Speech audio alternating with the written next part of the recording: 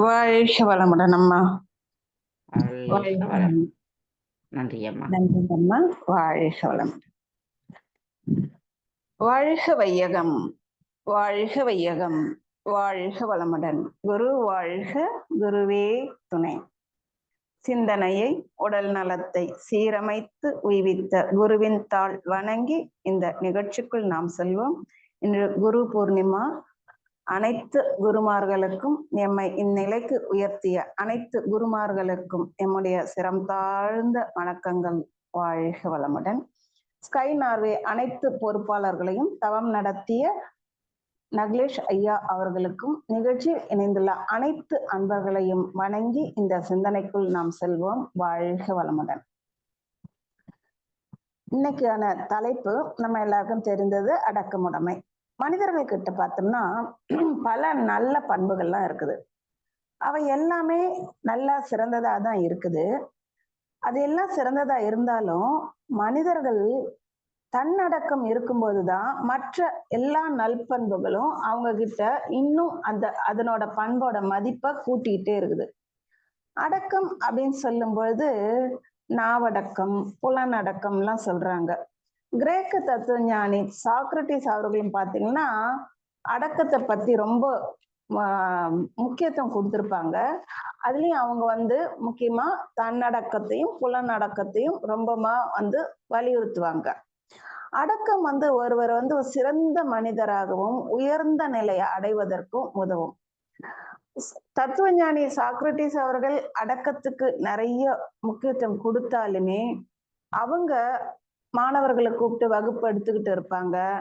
ஆனா அவங்க தொடர்ந்து அந்த வகுப்பு எடுக்கிறது, மாணவர்களை முன்னேற்றுறது, இந்த மாதிரியான விஷயங்களே கவனத்தை செலுத்துவாங்க. அவங்களோட வாழ்க்கை துணை இருக்காங்க இல்லைங்களா, அவங்களுக்கு இந்த நிகழ்ச்சிகள்ல பெரிதாக ஒரு விருப்பம் இருக்காது. அப்போ ஒரு சில நேரம் அவங்க என்ன பண்ணுவாங்களா, கோபப்பட்டு சாக்ரட்டிஸ் அவர்கள் வகுப்பு எடுத்துக்கிட்டே இருக்கும் பொழுது அவர் மேல வீட்டுக்குள்ள முதல்ல பாத்திரங்களை உருட்டுறது, சத்தம் எழுப்புறது அப்படின்ற மாதிரி ஒரு நிகழ்ச்சிகள் நடக்கும். அப்போ இவர் புரிஞ்சுக்குவாரு, அங்க அவங்களுக்கு இன்னைக்கு ஏதோ உடன்பாடு இல்லை, என்னவோ ஏதோ ஆகுது அப்படின்ற மாதிரி.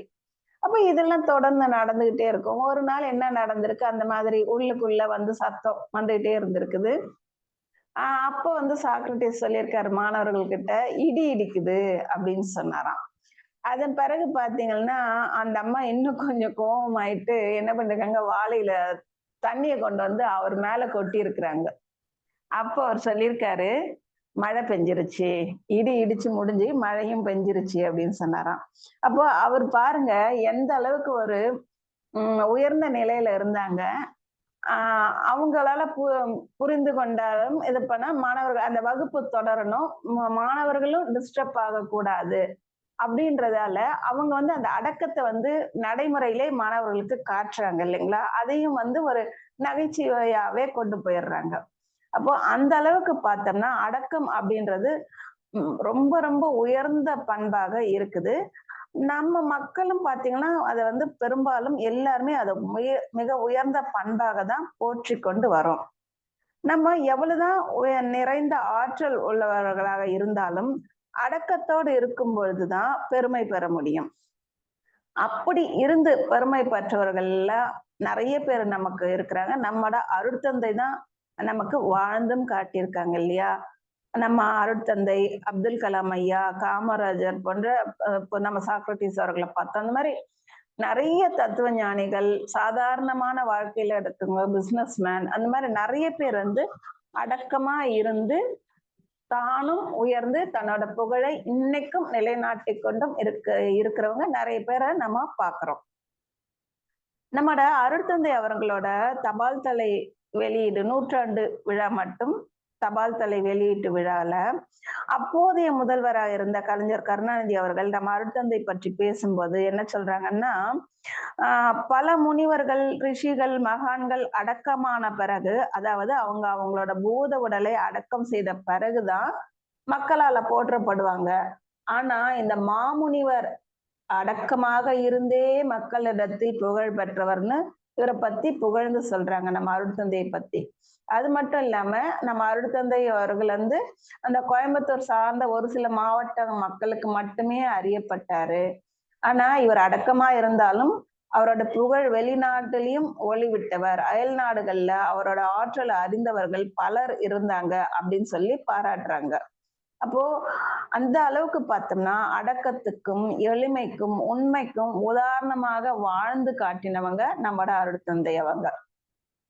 இந்த மாதிரி வாழறது எல்லோருக்கும் சாத்தியமானா ஓரளவுக்கு சாத்தியம்தான். ஆனா வந்து கொஞ்சம் கஷ்டங்களை எதிர்நோக்க வேண்டியிருக்கும், சிரமங்களை எதிர்நோக்க வேண்டியிருக்கும், அவ்வளவுதான்.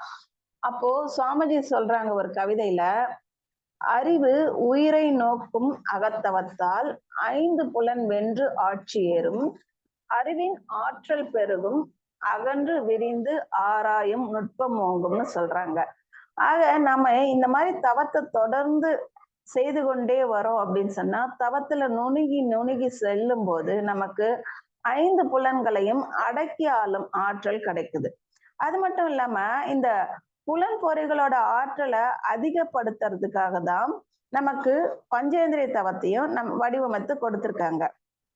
பொதுவா பார்த்தோம்னா இந்த உயிரினங்கள் தோன்றினதுல இருந்தே பார்த்தோம்னா இந்த 5 பொறி புலன்கள் மூலம் செயல்பாட்டு வேகத்துலதான் செயல்பட்டுக்கிட்டே இருக்குது. அதோட வேகம் அதிகரிக்கும் பொழுது அது வந்து துன்பத்திலையும் மாட்டிக்குது. மனித இனம் தவிர மற்ற உயிரினங்கள் அனைத்துமே பெரும்பாலும் தோன்றியதுல இருந்து இன்றைக்கு வரைக்கும் தன்னுடைய வாழ்க்கை முறைய பெரிதா மாற்றிக்கொள்ளல. அந்த வாழ்க்கை முறைன்றது அப்படியேதான் தொடர்ந்து வந்துகிட்டே இருக்குது. இந்த பொறிகளோட அதீத ஆசையினால விலங்குகள் வந்து தன்னை சிக்கல்ல மாட்டி விட்டு கொள்ளுது. யானை இருக்கு பாத்தீங்களா, யானை என்ன பண்ணும்னா அந்த உணர்வுக்கு வந்து சுக உணர்வுக்கு அடிமைப்படும். அது என்ன பண்ணும், அதாவது அந்த உடல் சுக தூண்டுதலால உந்தப்பட்டு சில நேரங்கள்ல 2 ஆண் யானைகளுக்கு இடையே சண்டை கூட கடுமையான சண்டை எல்லாம் நடக்கும். அப்போ வந்து ஒரு சில ஆண் யானைகள் இறந்துறது கூட வாய்ப்பெல்லாம் உண்டு. அந்த அளவுக்கு கடுமையான சண்டைகள்லாம் நடந்திருக்கு. அப்போ இந்த ஒரு பலவீனத்தை பயன்படுத்தி தான் யானை பிடிக்கிறவங்க என்ன பண்ணுவாங்கன்னா, யானையை பிடிக்கிறதுக்காக ஒரு பெரிய பள்ளத்தை தோண்டி அதுக்கு மேல வந்து கொஞ்சம் நீளமான கொம்பு எல்லாம் பரப்பி வச்சு அது மேல கொஞ்சம் தழையை அப்படியெல்லாம் பரப்பி வச்சு அந்த பள்ளம் இருக்கிறது தெரியாத மாதிரி செஞ்சுட்டு எதிர்த்த சைட்ல ஒரு பெண் யானையை நிறுத்தி வைப்பாங்களாம். அப்போ ஆண் யானை என்ன பண்ணும், அந்த உந்தப்பட்டு பெண் யானையின் பால் வந்து அந்த ஈர்க்கப்பட்டு பெண் யானையை அடையணும் அப்படின்னு சொல்லிட்டு வரும்பொழுது அந்த பாதையில பெரிய பள்ளம் இருக்கும், அந்த பள்ளத்துல விழுந்துரும். அப்படி அதான் வந்து யானை பிடிக்கிறவங்க நிறைய பேர் யானையை வந்து பிடிக்கிறாங்க. ஆக இது வந்து பார்க்கும் பொழுது அந்த அழுத்தம் அப்படின்னு சொல்லக்கூடிய ஒரு புலன் உணர்வு அதிகமாவதால சிக்கல் ஏற்படுது. அடுத்து பார்த்தோம்னாக்கா சுவை உணர்வுக்கு நிறைய எந்த விலங்கினம் பார்த்தோம்னா மீன்கள். மீன்கள்ல பிடிக்கிறவங்க என்ன பண்ணுவாங்க, புழுக்கள்ல வந்து தூண்டில்ல போட்டுட்டு அந்த புழுக்களை எடுக்கிறதுக்கு மீன் வரும்பொழுது மீன் வந்து அந்த தூண்டில்ல மாட்டி தன்னோட வாழ்க்கைய அந்த மீன் வந்து இழந்துடுது இல்லையா. அப்போ என்ன ஆகுது, அங்க வந்து சுவை உணர்வுக்கு வந்து அந்த மீன்கள் வந்து ரொம்ப மயங்கிடுது. ஆனா ஒரு சில நேரம் பார்த்தோம்னா நம்ம டிவில பார்த்திருக்கோம் இல்லையா, கடல்ல வந்து பெரிய பெரிய மீன்கள் ஒரு சில நேரம் அந்த தூண்டிலேயே இழுத்துரும். அந்த மீன் பிடிக்கிறாங்க இல்லைங்களா, அவங்களே கூட கடல்ல அந்த அளவுக்கு பெரிய மீன்கள் எல்லாமும் இருக்குது. அடுத்து பார்த்தோம்னா ஆனாலும் அந்த மீன்கள் வந்து புழுவை நாடிதான் அந்த உணவுக்கு சுவை உணர்வுக்கு நாடிதான் வந்து அது வந்து சிக்கல்ல மாட்டிக்குது. அப்புறம் பார்த்தோம்னா வாசத்துக்கு பார்க்கும்போது நம்ம வண்டுங்க என்ன பண்ணும், மலர்கள்ல இருந்து தேனை எடுக்க வரும். அப்படி வரக்கூடிய மலர்கள் தேன் எடுக்க வருவதற்கான அந்த வண்டுகள் என்ன பண்ணும், ஒரு சில மலர்களோட வாசத்துல அப்படியே மயங்கிடுது. அப்படியே மயங்கி அந்த மலர்கள் என்ன பண்ணும், ஈவினிங் டைம்ல வந்து மூடிரும் இல்லையா. இப்ப நமக்கு தெரியும் தாமரை அதெல்லாம் வந்து காலையில மலர்ந்து அப்படி இதுவாயிடும். அப்ப அந்த மாதிரி நேரங்கள்ல வண்டுகள் தன்னோட அந்த வாசத்துல தன்னை இழந்து விடுது. அதே மாதிரி ஒளிக்கு பார்த்தோம்னா விட்டில் பூச்சி, அதை நம்ம அன்றாட வாழ்க்கையில நிறைய பார்த்திருக்கோம். அந்த விட்டில் பூச்சி என்ன பண்ணும், விளக்கு வெளிச்சத்தை நோக்கி பறந்து வரும், வந்து அந்த வெப்பத்தால இறந்து போகுது. அதே மாதிரி பார்த்தோம்னா ஆஹ் ஓசை, அதாவது ஓசை உணர்வுக்கு வந்து அடிபடுறது அப்படின்னு பார்க்கும் பொழுது அசுத்தமான ஒரு பறவை இனம் இருக்குதான். அந்த பறவைக்கு வந்து இசைன்னா ரொம்ப ரொம்ப பிடிக்குமா. அப்போ அந்த வேடுவர்கள் என்ன பண்ணுவாங்கன்னா, அந்த பறவையை பிடிக்கணும் அப்படின்னு சொன்னோம்னா என்ன பண்ணுவாங்க, ரொம்ப ஒரு அருமையான இசை வாசிச்சுக்கிட்டே இருப்பாங்களாம். அப்படி வாசிக்க வாசிக்க அந்த இசையின் பால் ஈர்க்கப்பட்டு அந்த பறவைங்க வந்து எங்க இருந்தாலும் வந்துருமா. அந்த இசை மேல அந்த பறவைகளுக்கு அவ்வளவு ஒரு ஈர்ப்பு. அப்போ அந்த இசைக்கு மயங்கி அந்த பறவைகள் சுத்திக்கிட்டே வட்டமிட்டுக்கிட்டே இருக்கும் பொழுது அந்த வேடுவர்கள் என்ன பண்ணுவாங்கன்னா, திடீர்னு அந்த இசையை நிறுத்திட்டு அந்த பறை ஓசை இருக்கும் இல்லைங்களா, கீழே நெருப்பு மூட்டி விட்டுருவாங்களாம். நெருப்பு மூட்டி விட்டுட்டு அந்த பறை ஓசை சத்தத்தை வேகமா அடிப்பாங்களாம். அந்த சத்தத்தை வேகமா அடிக்கும் பொழுது இந்த பறவைங்க என்ன பண்ணும், அந்த இசையில மயங்கி இருந்த பறவைங்க திடீர்னு இந்த சத்தத்தால பயந்து போய் கீழே விழுந்து அந்த தீயில விழுந்து இறந்து போயிருமா. இந்த மாதிரி பாத்தீங்கன்னா இந்த உயிரினங்கள் தங்களோட பொறிகளோட தூண்டுதலுக்கு ஆட்பட்டு தன்னை வந்து துன்பத்துல ஆழ்த்தி கொள்ளுது. மனிதர்கள் கிட்டயும் இந்த எல்லா குணங்களும் இருக்குது. அதை எல்லாத்தையும் வந்து முறைப்படுத்தும். ஏன்னா மனித இனம் அப்படின்னு சொல்றது இந்த இந்த 5 அறிவை தாண்டிதான் வந்திருக்கு இல்லையா. அப்போ எல்லாமே அந்த மனிதர்கள் கிட்டையும் இருக்குது. அப்ப அதுக்கு அது இல்லாம மனிதரா வந்த பிறகு மனம் அப்படின்னு சொல்லக்கூடிய 6வது அறிவும் வந்த பிறகு மனிதர்கள் என்ன பண்ணணும், இந்த 6 அறிவு உள்ள மனிதர்கள் இந்த குணங்கள்லாம் வந்திருந்தாலும் சிந்தனை சிந்தனையை உயர்த்தி தன்னை நேர்வழியில கொண்டு போகணும்.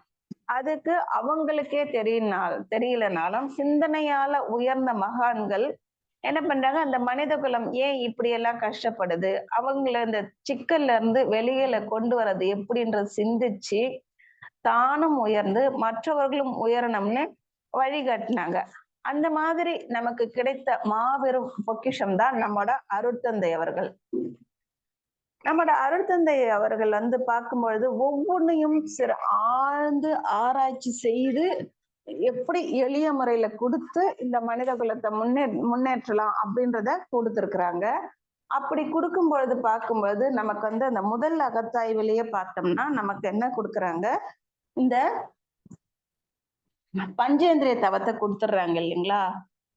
அந்த பஞ்சேந்திரிய தவத்தை கொடுக்கும் பொழுது அது என்ன பண்ணுது, நம்மோட பொறிப்புலன்களோட ஆற்றலை அதிகப்படுத்துது. அதை செலவு பண்ணக்கூடிய அந்த இது வந்து நேர்வழியில செலவு பண்ணும். அளவு முறை காக்குவதற்கும் என்ன பண்றாரு, நம்ம அந்த 5 அழுத்தம், ஒளி, சுவை அதை உணரக்கூடிய தோல், நாக்கு, மூக்கு, கண்ணு, காதுல தவம் பண்ண பிறகு அளவு முறை காக்கிறதுக்கும் என்ன பண்றாரு, ஆகினை துரியத்துல வந்துதான் முடிக்கிறோம் இல்லையா. அப்போ அந்த அளவுக்கு வந்து சுவாமிஜி வந்து இந்த மனிதர்கள் குலத்து மேல அன்பும் கருணையுமா இருந்து இவங்களை நேர்வழியில கொண்டு போகணும் அப்படின்னு சொல்லிட்டு அந்த தவத்தை எல்லாம் கொடுத்து நம்ம வந்து மேம்படுத்துறாங்க. சுவாமிஜி வந்து ஒரு இடத்துல என்ன சொல்றாங்க, புலன் கவர்ச்சி மயக்கத்தால் உணர்ச்சி மீறி புறத்தாற்றும் செயல்கள் எல்லாம் வீழ்ச்சி காட்டும். புலன்கள் தம்மை அறிவாலை ஆழ கற்கும் பொறுப்புடைய வாழ்க்கை நெறி ஆக்கம் நல்கும்னு சொல்றாங்க. அப்போ இதுதான் வந்து அப்ப புலன் கவர்ச்சி மயக்கத்தால நம்ம உணர்ச்சி வசப்பட்டு தவறு செய்யக்கூடாது அப்படின்றதுக்காக தான் முதல் அகத்தாய்விலேயே நமக்கு வந்து இந்த பஞ்சேந்திரிய தவம் கொடுக்கப்பட்டிருக்கு. ஐயன் திருவள்ளுவர் அவர்களுமே இந்த கருத்தை எப்படி விளக்குறாங்க அப்படின்னா, பொறிவாயில் 5அவித்தான் பொய்தீர் ஒழுக்க நெறி நின்றார் நீடூழி வாழ்வார்னு சொல்றாரு. 5 பொறிகள் மூலம் ஏற்படக்கூடிய ஆசைகளை ஒரு கட்டுக்கள் வைத்திருந்து நேர்மையாகவும் பொய் பேசாமலும் இருக்கவங்க நீண்ட காலம் நிலைத்து வாழ்வார்கள்னு சொல்றாங்க. இந்த மாதிரி தன்னடக்கத்தின் முக்கியத்தை விளக்கி இருக்கிறாங்க பல மகான்கள். அது மட்டும் இல்லாம திருவள்ளுவர் அவர்கள் இன்னொரு திருக்குறள்ல எப்படி சொல்றாருன்னா, ஒருமையில் ஆமை போல் 5 அடக்கல் ஆற்றின் எழுமையும் ஏமப்புடைத்துன்னு சொல்றாரு. ஆமையானது தனக்கு ஏற்ற சூழ்நிலை இல்லைன்னு உணரும் பொழுது என்ன பண்ணும், தன்னோட தலை கால்களை தன்னோட ஓட்டுக்குள்ள இழுத்துக்கொண்டு தனக்கு ஒரு பாதுகாப்பான சூழ்நிலையை ஏற்படுத்தி கொள்ளுது இல்லையா? அதே போல தன்னுடைய 5 பொறிகளையும் அடக்கும் ஆற்றலும் உறுதியும் பெற்ற மனிதர்கள் காலமெல்லாம் அவங்களுக்கு வந்து இந்த ஒழுக்கம் அப்படின்றது காவல் அரணாக அமையும்னு சொல்றாங்க. இந்த மாதிரி எல்லாம் வாழ்ந்து புகழோட உச்சி அடைந்தவர்கள் பல பேர் இருக்கிறாங்க. இந்த பண்பு, அந்த அடக்கமுடைமையான பண்பை கடைபிடிப்பவர்களுக்கு மரியாதையும் அதிகரிக்குது. மற்றவர்களோட நல்லுறவும் மேம்படுது, மன அமைதி கிடைக்குது, அவர்களோட வாழ்க்கையில வெற்றி மேலும் மேலும் கிடைக்குது. இந்த மாதிரி தீய பழக்கங்கள்ல இருந்தும் அவங்களால பாதுகாத்து கொள்ள முடியுது. எப்படி இது அடக்கமுடைமை மன அமைதி கிடைக்கும் அப்படின்னு பார்த்தோம்னா, அடக்கமா இருக்கும் பொழுது சுய கட்டுப்பாடோட இருப்போம். அதனால கோபம், பொறாமை போன்ற எதிர்மறை எண்ணங்கள் கட்டுப்பட்டுடுது. அது எப்படி வெற்றிக்கு வழிவகுக்குது? அடக்கமானவர்கள் தங்களோட செயல்கள்ல கவனம் செலுத்துவாங்க. அதனால தவறுகள் குறையும். தவறுகள் ஏற்படாம இருப்பதற்கும் வாய்ப்பு ஏற்படுது. அப்போ வெற்றி கிடைப்பதற்கு சுலபமா இருக்குது. இந்த மாதிரி இருக்கவங்க என்ன பண்ணுவாங்க, தன்னோட செயல்களை திட்டமிட்டு செயல்ல இறங்கும் பொழுது அந்த வெற்றி அப்படின்றது கிடைப்பது சீக்கிரமாகவே கிடைச்சிடுது. அது மட்டும் இல்லாம அவங்க தன்னை பற்றிய ஆராய்ச்சியும் தன்னோட செயல்கள்ல கவனமாவும் இருப்பாங்க. தேவையற்ற பழக்க வழக்கங்கள் இருக்காது. சுவாமிஜி சொல்வாங்க, நல்லவை பெருக அல்லவை குறையும்னு சொல்றாங்க இல்லைங்களா? அப்போ அடக்கமா இருக்கும் பொழுது மற்றவர்கள் கூட நல்லுறவுகள் வரும், நல்ல பழக்கங்கள் வரும். பணிவான அணுகுமுறையானது மற்றவர்களை எளிதில் ஈர்க்கும். இதெல்லாம் நாம அனுபவத்துல பார்த்திருக்கோம் இல்லைங்களா? இந்த மாதிரி வாழ்ந்த பல பேரை நம்ம பார்த்திருக்கோம். அந்த மாதிரி இருந்தவங்க கிட்ட நாமும் ஈர்க்கப்பட்டிருக்கோம். அடக்கத்திலே மிகச் சிறந்தது பார்த்தோம்னா, தலையா எதுன்னு பார்த்தோம்னா, அது உள்ளம் அடக்கமா இருக்கதான். அதாவது மன அடக்கம். இது இருந்தது அப்படின்னா, மற்ற அடக்கங்கள், நாவடக்கம், புலனடக்கம் எல்லாமே தானா வந்துரும். அது என்ன உள்ளத்துல அடக்கம்?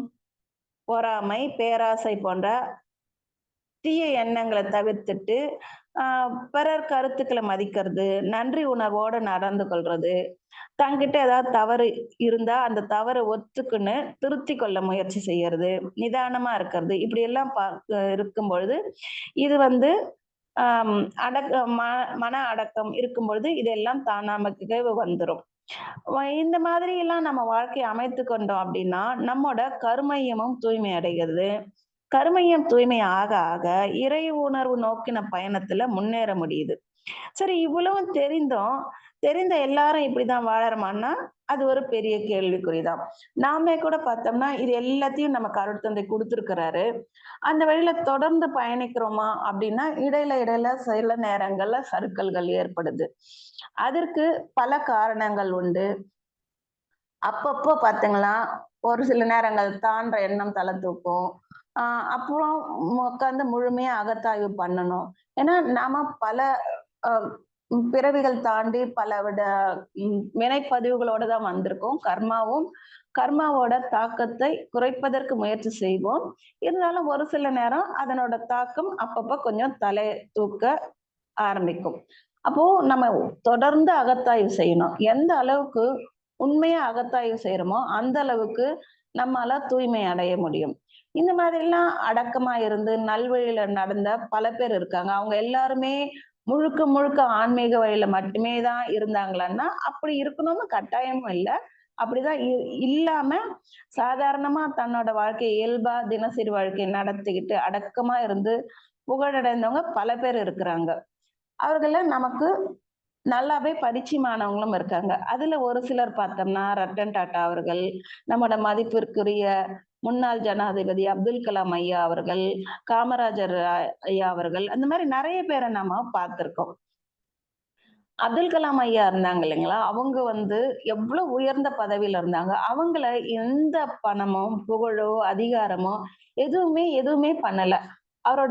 அவர்கிட்ட இருந்த தன்னடக்கம் இன்னைக்கும் பார்த்தோம்னா ரொம்ப பெரிய அளவுல ஒளி வீசிக்கிட்டு இருக்குது. இன்னைக்கும் மக்கள் மனங்கள்ல மாறாம வாழ்ந்துகிட்டு தான் இருக்காங்க. அவங்களோட வீடியோ எல்லாம் பார்த்தோம்னா தெரியும். ஒரு சாதாரண ஒரு குழந்தை, ஸ்கூல் குழந்தைகிட்டையும் அவங்க ரொம்ப அன்பா பக்குவமா பேசுவாங்க. ஒரு ஒரு ஒரு ஸ்டேட்டுக்கோ இல்ல ஒரு இதுக்கோ உயர்ந்த பதவியில ஜனாதிபதி பதவியால இருந்த போது கூட பார்த்தோம்னா, ஒரு ஸ்கூல் குழந்தைகிட்ட எப்படி பேசுறாரோ, அதே மாதிரி தான் ஹெட் ஆஃப் த ஸ்டேட் கிட்டயும் பேசுனாங்க அவங்க. அப்போ எந்த ஒரு ஏற்றத்தாழ்வும் கிடையாது. தான் எவ்ளோ பெரிய அதிகாரத்துல இருக்கிறோம் அப்படின்ற எண்ணம் துளி கூட இல்லாம, அவங்க வந்து ரொம்ப இயல்பா இருந்தாங்க. அது மட்டும் இல்லாம அவங்க திருவனந்தபுரத்துல பணிபுரிஞ்சுகிட்டு இருந்தபோது, அ அங்க வந்து அவங்களுக்கு உதவி செய்த அ பல பேர போய் ஜனாதிபதி ஆன பிறகு போய் பார்த்திருக்காங்க. ஜனாதிபதி ஆன பிறகு, அவங்க திருவனந்தபுரம் போனபோது, அவங்க முதல்ல போய் பார்த்தது யாருன்னா, அவருக்கு ஷூ தைத்து கொடுத்த அந்த செருப்பு தையல் தொழிலாளிய தான் போய் பார்த்திருக்காங்க. அந்த மாதிரி எந்த மெஸ்ல தினம் டீ குடிச்சாங்களோ, அந்த மெஸ்ஸுக்கு போயிட்டு, அங்க போய் இருக்கவங்கள பார்த்து பேசியிருக்காங்க. இதெல்லாம் பாருங்க எவ்வளவு எளிமை, எவ்வளவு அடக்கம். இந்த குணங்கள்லாம் இருந்ததால தான் இன்னைக்கும் அவங்க வந்து புகழோட உச்சத்துல இருக்கிறாங்க. அந்த மாதிரி தான் பார்த்தோம்னா, மிகப்பெரிய தொழிலதிபரான ரத்தன் டாடா அவர்களும். அவர்களுமே பார்த்தீங்கன்னா நெறைய பேருக்கு அவர பத்தி தெரிஞ்சிருக்குது. ஆனா அவர பத்தி எப்ப தெரிஞ்சிருக்குதுன்னா, அவரோட மறைவுக்கு பிறகு ரொம்ப அவங்களோட புகழ் இருந்தது. ஒரு சிலருக்கு வந்து அவங்க வாழ்ந்த போதுமே அவர பத்தி நெறைய தெரிஞ்சிருந்தது. அவருமே பார்த்தோம்னா, எப்பவுமே அந்த எளிமை, அடக்கம் அதையெல்லாம் இந்தியாவோட பொருளாதாரத்துக்கே வந்து ஒ தன்னோட பங்க பெருமளவுல குடுத்து நாட்டோட பொருளாதாரத்த உயர்த்துனதுல குறைஞ்சது ஒரு 10% அந்த குடும்பம் இருக்கும். அந்த அளவுக்கு உயர்ந்த குடும்பத்துல இருந்தாலும், ரொம்ப ரொம்ப ரொம்ப எளிமையா வாழ்ந்தவங்க. ரொம்ப அடக்கமா இருந்தவங்க. அவங்க ரொம்ப வருஷம் முன்னாடி சென்னையில பார்த்தோம்னா, ஆட்டோமொபைல் ஸ்பேர் பார்ட்ஸ் இருக்கக்கூடிய இடத்துக்கு பக்கத்துல ஃபேப் இந்தியா வோட ஃபர்ஸ்ட் ஷோரூம். அது அங்க தான் ஃபர்ஸ்ட் ஷோரூம் இருந்தது. அங்க வந்து அவங்க ஷாப்பிங் பண்ணுவாங்களாம், சென்னைக்கு வரும்போது. அப்படி ஷாப்பிங்க்கு வந்தபோது, அங்க ஒரு ஜர்னலிஸ்டும், அவங்க அம்மாவும் அங்க ஷாப்பிங் பண்ணிட்டு இருந்திருக்காங்க. அப்போ எல்லாம் பார்த்தோம்னா, ஒரே ஒரு சேல்ஸ்மேன் தான் இருப்பாங்க. அதனால ரத்தன் டாடா என்ன பண்ணாங்க, நிதானமா காத்துட்டு இருக்காங்க. அந்த நபர்கள் தன்னோட ஷாப்பிங்க முடிச்ச பிறகு, இவர் வந்து தன்னோட ஷாப்பிங்க ஸ்டார்ட் பண்றாரு. அந்த ஜர்னலிஸ்ட்டோட அம்மா இவர பார்த்து ரொம்ப எக்ஸைட் ஆயிட்டு, இவர்கிட்ட வந்து கை குலுக்கி, பேசிக்கிட்டு எல்லாம் போயிட்டு இருக்காங்க. ஃபோட்டோலாம் அந்த காலத்துல கேமரா வந்த வந்த புதுசு. ஃபோட்டோ எடுக்கணும்னாலும் இவங்க அலோவ் பண்ணியிருப்பாங்க. ஆனா வந்து அவங்க வந்து பேசிட்டு போயிட்டு இருக்கிறாங்க. அதன் பிறகுதான் வந்து இவர் வந்து தன்னோட ஷாப்பிங் வந்து ஸ்டார்ட் பண்ணாரு. பாருங்க எவ்வளவு பெரிய பிசினஸ் மேனு. நான் போய் இவ்வளவு நேரம்லாம் காத்துன்னு இருக்கணுமா அப்படின்லாம் நினைக்காம நிதானமா இருந்து அவர் வந்து தன்னோட வேலைய பார்க்கிறாரு. அதே மாதிரி பார்த்தோம்னா டாடா டெக்னாலஜிஸ் ஷோரூம் வந்து அந்த காலத்திலேயே இருந்தது. அங்கேயும் வந்து சேல்ஸ்மேன் கிட்ட எல்லாம் நிதானமா 1/2 மணி நேரத்துக்கு நின்னு சிரிச்சு பேசிட்டு போயிருக்காரு. அவரு எப்படி அந்த சேல்ஸ்மேன் கிட்ட பேசினாரோ, அதே மாரி தான் பார்த்தோம்னா, பாரக் ஒபாமா கிட்ட பேசும்போதும் அதே மாரி தொனியில தான் பேசுறாங்க. அப்ப இந்த மாதிரி எல்லாம் வந்து பார்க்கும் பொழுது தான், இதெல்லாம் தான் வந்து அடக்கத்தின் அடையாளமாக இருக்குது. இந்த மாதிரி நமக்கு ரொம்ப பரிச்சயமானவர்கள் பார்க்கும்பொழுது, பெருந்தலைவர் காமராஜர் அவர்கள பத்தியும் நமக்கு நெறைய தெரியும். அவங்களுமே வந்து உயர்ந்த பதவியில இருந்த போதும், எப்படி எளிமையா இருந்து எல்லாருக்கும் வந்து ஒரு உதாரணமாக வாழ்ந்து காட்டுனாங்க அப்படின்றது நமக்கு தெரிஞ்ச விஷயம் தான். ஆக அடக்கமா இருக்கவங்க எந்த துறையில இருந்தாலும், அவர்களோட செயல்கள் மூலமாக இன்னைக்கும் புகழோட வாழ்ந்துகிட்டு தான் இருக்கிறாங்க. ஐயன் திருவள்ளுவர் அவர்கள் ஒரு குறள்ல எப்படி சொல்றாருன்னா, "அடக்கம் அமர் அருள் உய்க்கும், அடங்காமை ஆறிருள் ஊடும்னு" சொல்றாங்க. நம்ம அருட்தந்தை அவர்கள் இதற்கு விளக்கம் தரும்போது என்ன சொல்றாங்கன்னா, பேராற்றல் உள்ள இறைநிலை அதனோட மதிப்ப உணர்ந்து அடக்கம் பெற்றால், அந்த பெருநிலையின் ஆற்றல்கள் அனைத்தும் நமதாக அருள் வெள்ளத்தில் நீந்தி அமைதியாக, மகிழ்ச்சியாக இருக்கலாம். இறைவனோட அறிவால் இணைந்து கொண்டால் அருள் என்ற பேரின்ப வாழ்வு கிட்டும். இல்லையேல் இருள் என்ற மயக்க நிலையில் துன்புற வேண்டும்னு சொல்றாங்க. ஆக சுவாமிஜி இந்த இதுக்கு எந்த அளவுக்கு விளக்கமா கொடுத்திருக்காங்க பாத்தீங்களா? அப்போ நம்ம என்ன பண்ணணும், அந்த இறைநிலை வந்தோட பேராற்றல பெற்ற நாமோ அடக்கமா இருக்கும் பொழுதுதான் நம்மால மகிழ்ச்சியாகவும் அதை உணர்ந்து அருள் வெள்ளத்துல மிதக்க முடியும்ன்றத நமக்கு காட்டி கொடுத்திருக்கிறாங்க. அது மட்டும் இல்லாம சுவாமிஜி இன்னொரு இடத்துல என்ன சொல்றாருன்னா, ஒன்று புள்ளியாய் ஒடுங்கி நீ இரு, அன்றி விருந்திடில் ஆராய்ச்சியோடு இரு. நின்றிடு அகண்டாகார நிலையில் வென்றிடுவாய் புலன் ஐந்தையும் வெற்றியேன்னு சொல்றாங்க. அப்போ ஒண்ணு ஆகினை துரிய நிலையில இருக்கணும். அப்படி இல்லைன்னாக்கா மனம் விரிந்த நிலையில இருந்து பழகும் பொழுது நமக்கு மன தூய்மை வரும்னு சொல்றாங்க. நமக்கு புலனடக்கம்னும் வந்துவிடும். இந்த மாதிரி இந்த மனித சரீரத்துக்கு வருவதற்கு முன்னால நம்ம 5 அறிவு, 4 அறிவு, 3 அறிவு, 2 அறிவு, 1 அறிவுள்ள ஜீவனாக வாழ்ந்து வித்து தொடராகவும் சஞ்சித கர்ம வினையாகவும் நம்முடைய கர்மயத்துல நிறைய பதிவுகள் இருந்தாலும் இவற்றின் விளைவாக நம்முடைய வாழ்க்கையில பல நிகழ்ச்சிகள் நடைபெற்று கொண்டே இருக்கும். இந்த விலங்கின பதிவுகளையும் சஞ்சித கர்மங்களையும் பெரிதா நினைச்சுக்கிட்டு நம்ம சோர்ந்து போய்விடக்கூடாதுன்னு சொல்றாரு நம்மட அருட்தந்தை. அப்போ நல்வினை பதிவுகளை நம்ம அதிகரித்து கொள்ளணும். அப்போ அந்த நல்வினை பதிவுகளை அதிகரித்து கொள்ள நமக்கு இந்த மன அடக்க பயிற்சியான தவம், மௌனம், தற்சோதனை பயிற்சிகளை கொடுத்துருக்காங்க. அதை நம்ம தொடர்ந்து கடைபிடிக்கும் பொழுது புலன்மயக்கத்துல இருந்து விடுபட்டு முழுமை நிலைக்கு உயர்வதற்கான வாய்ப்பு அதிகம். அப்போ அந்த மாதிரியான நல்ல பண்புகளை நாம வளர்த்து கொண்டோம்னா நமக்கு இந்த மன அடக்கம், புலனடக்கம், நாவடக்கம் இதெல்லாம் நம்ம வசமாக்கி கொள்ளும் பொழுது நம்ம வாழ்க்கையினோட புகழுக்கு செல்ல முடியும். நம்ம அருட்தந்தை அவர்கள் கூறியுள்ள அந்த உயர் புகழ் இருக்கு இல்லைங்களா, அது நமக்கு கிடைக்கும்.